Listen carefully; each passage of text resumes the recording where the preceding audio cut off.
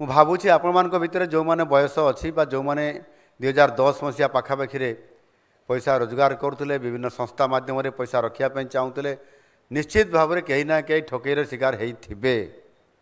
ମୁଁ ମଧ୍ୟ ଏଭଳି ପରିସ୍ଥିତିରେ ପଡ଼ିଛନ୍ତି, ଆମକୁ ଲୋଭ ଦେଖେଇଛନ୍ତି, ଆମେ ଭାବିଲେ ଯାହା ବଢ଼ିଆ ହେବ। ଆଉ ମୁଁ ଦୁଇଟା ସଂସ୍ଥାରେ ଠକେଇ ହେଇଛି, ଗୋଟେ ସରକାରୀ ସଂସ୍ଥାରେ ବି ଠକେଇ ହେଇଛି, ଆଉ ଗୋଟେ ବେସରକାରୀ ସଂସ୍ଥାରେ ବି ଠକେଇ ହେଇଛି। ପଇସା ମୁଁ ଆରେଞ୍ଜମେଣ୍ଟ କରି ଯୋଗାଡ଼ କରି ଦେଇଦେଲି, ସେ ସଂସ୍ଥା କିଛି ଦିନ ପରେ ଜଣାପଡ଼ିଲା ଯେ ଇଏ ସଂସ୍ଥା ପୁରା ଠକ ଅଛି, ଆଉ ସେଥିରେ ଖୋଜିବେ କ'ଣ, ଏଫଆଇଆର ଦେବେ କ'ଣ, ସେଥିରେ ଆଉ କୌଣସି ପ୍ରକାରର ନାହିଁ।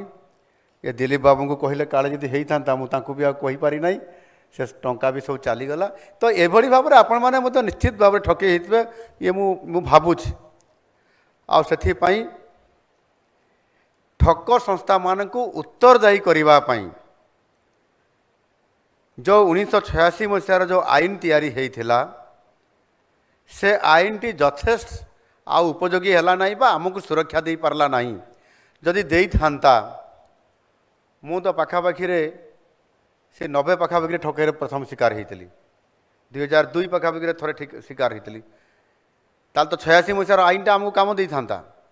ମୁଁ ଅପିଲ ବି କରିଥିଲି, କିନ୍ତୁ ସେ ପଇସା ମିଳିଲା ନାହିଁ। ସେ ରାସ୍ତା ଏତେ ଜଟିଳ, ଆପଣ ତା ଭିତରେ ପଶିବେ ଆଉ ସେ ବାହାର କରିବେ ଆଉ ନାହିଁ। ଆଜିକାଲି ଦିଲ୍ଲୀପ ବାବୁ ଏଠି ଯେଭଳି ଭାବରେ ଆପଣଙ୍କର ହିୟରିଂ କରୁଛନ୍ତି, ସେ 4 ପିସ୍ ମାଂସ ଆସିବା କଥା ଅନଲାଇନ୍ରେ ମାଗି ଦେଇଥିଲେ, ଆସିଲା ବେଳକୁ 3 ପିସ୍, ଆଉ ଗୋଟିଏ ପିସ୍ କୁଆଡ଼େ ଗଲା, ସେ ତାଙ୍କର ଭର୍ଚୁଆଲ ହିୟରିଂ କରିବା ପାଇଁ ସେ ତାଙ୍କର କେସ୍ କରିଦେଲେ।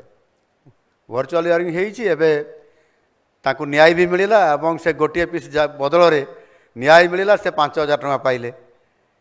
ତ ଏଭଳି ଭାବରେ ଆଜି ଦିନରେ ଏ ପରିସ୍ଥିତି ଆଜି ଗୋଟେ ସୁନ୍ଦର ଭାବରେ ଆମର ଯଶସ୍ୱୀ ପ୍ରଧାନମନ୍ତ୍ରୀ ନରେନ୍ଦ୍ର ମୋଦିଜୀ ତାଙ୍କ ଦିଗଦର୍ଶନରେ ସବୁ ଗଳା ବାଟକୁ ବନ୍ଦ କରିଦେଇକରି